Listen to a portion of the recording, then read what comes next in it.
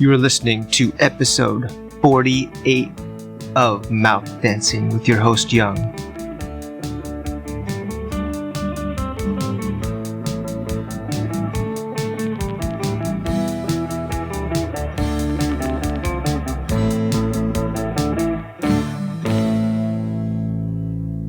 Thank you for tuning in. This week I wanted to talk about whistling. Don't you think it's really annoying when someone whistles out of nowhere? Like you're just walking around peacefully, maybe in a park. You're just out on the street going for a stroll, and then suddenly someone will come up close to you and they'll be whistling. I don't know why, but it really triggers me for some reason. Like I just want to turn around and just rip that person's lips off for some reason. I don't know why it induces that kind of reaction in me, that sort of rageful feeling. I think the person is super narcissistic if they do that. That's how it comes off as to me for some reason. Like they're assuming that other people want to hear their whistling, unsolicited whistling, And it's just annoying. And, if they're gonna whistle, maybe they should ask you what song you want to hear or something, or what tune. If they're gonna force you to listen to them whistling, maybe you should have some sort of a choice in the matter, right? Like at least what song they're gonna do or what melody or whatever. But that doesn't usually happen. They're just whistling something. They could be whistling like a Maroon 5 song or something, and you're like, I don't want to have that in my head all day. That's what's gonna happen if you hear some jackass whistling next to you. And it's almost always a man. I don't think women do this very much. I mean, sometimes they whistle, of course, but they don't generally whistle randomly in public, Like, doo-doo-doo, I'm just walking down the street whistling. I don't think women do that very much. I don't know why, but it's usually a dude. And men are way more likely than women to be just cocky, arrogant assholes. So I think there's something to my idea that whistling is kind of a narcissistic thing. You're sort of imposing your stupid whistling on other people, right? But I wonder if it's a little bit different from like busking, say, like someone who's in the subway station or on the street somewhere, maybe playing a guitar or a saxophone or something for money. For some reason that's less annoying. I don't know why. Maybe it's because those people tend to be more musical. Like, they're generally people who actually play and practice music all the time. But whistlers, I don't know. A lot of times they're not even particularly good at whistling. And they seem to only know one song, and then only one part of that one song, and they just keep whistling that one part over and over again.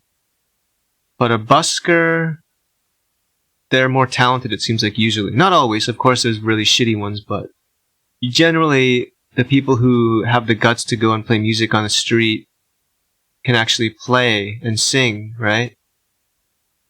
To some degree, even if it's pretty mediocre.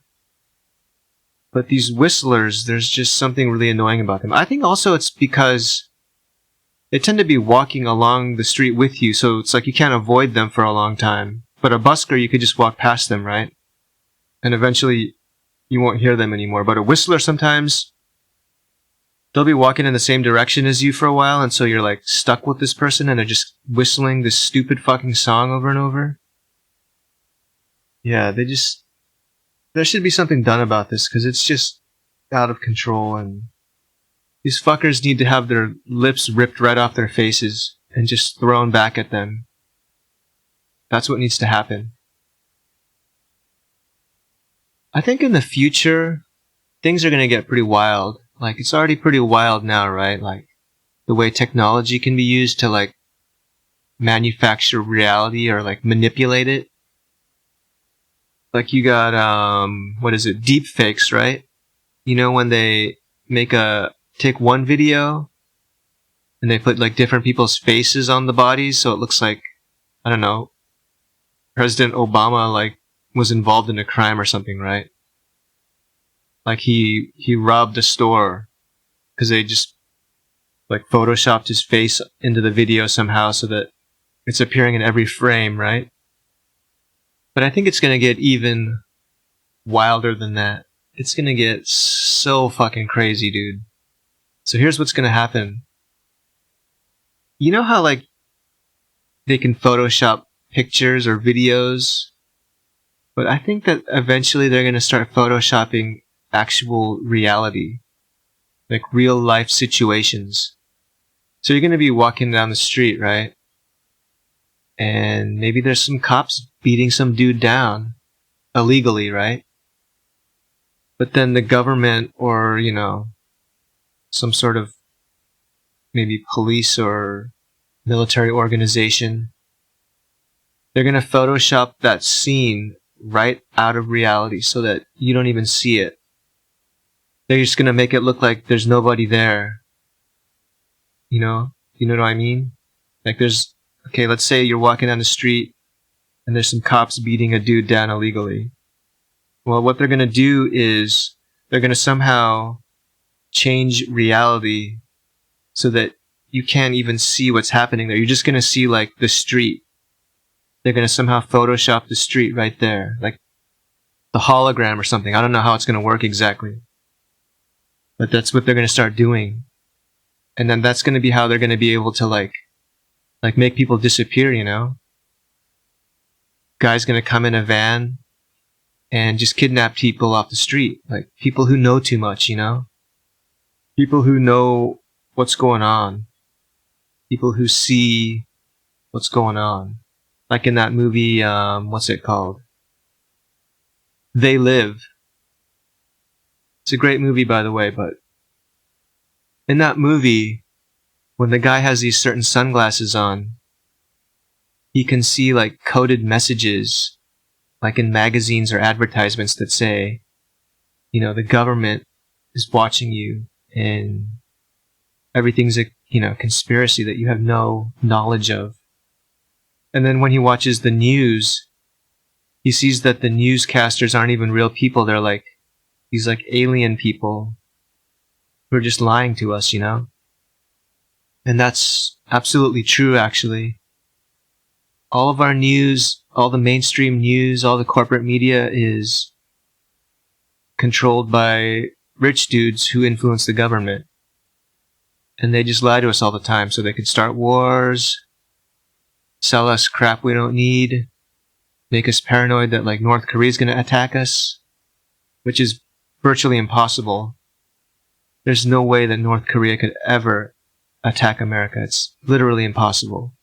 They could maybe fire a missile, a single missile, but if they did that, they would immediately be just blown to smithereens, right, by the American military, which surrounds, you know, Asia, basically. There are military bases all over Asia, American military bases. So North Korea literally stands no chance of attacking America. But they make us paranoid that that could happen, right? And these are the kinds of lies that are being hidden from us, or the lies that are being told to us, and the truths that are being hidden from us. So they're going to start photoshopping reality right in front of our faces, and we won't even know what's going on, because it'll just look like a normal, everyday life. It's wild, but I'm telling you, that's what they're going to do. They might even already have this capability, and they might already be doing it. You know, as someone who supposedly died of COVID-19, maybe your neighbor, maybe they didn't actually die of COVID-19. Maybe the government made them disappear. And just, they photoshopped like a fake person there with COVID, looking and acting all sick. And you thought that was reality, but it wasn't. Pretty scary stuff, right? Telling you to watch yourselves out there. And be careful what you let people know you know, because if they know you know too much, they might try to make you disappear for knowing what you know. Because they don't like you to know what they know, or know what they're up to, basically. And if they know what they're doing, they're going to want to eliminate that threat. I have to say President's Day is probably the most bullshit fucking holiday in the world. I do enjoy having the day off, because there are just not enough, holidays or whatever between like New Year's and Memorial Day, which is like the middle of the year. It's like that whole 5-month stretch where there's no holidays. So I appreciate having the day off if you're lucky enough to work for a company or a business that celebrates the holiday.